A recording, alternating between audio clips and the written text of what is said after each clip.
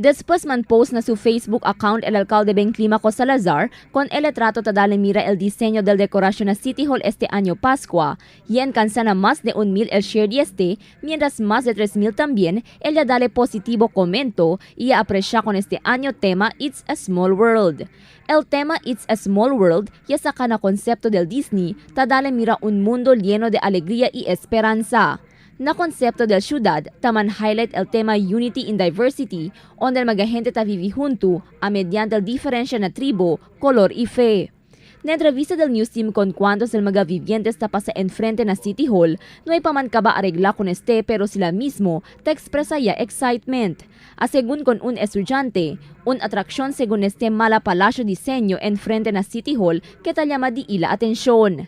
Colorful talaga siya, so like, nakaka-attract talaga siya. So first nakita ko sa Facebook post, kaya yun parang nagka-interest kami na parang mag-photoshoot din dito. Kaya kami nandito ngayon ng mga friends ko. Maganda. Oo. Ano masasabi mo? Palasyo? Maganda ba?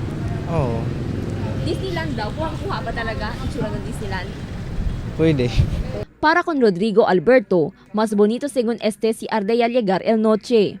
Namonton según quien endereza aquí enfrente del City Hall este año Pascua, debe según mantener seguridad na lugar para guardia con el público.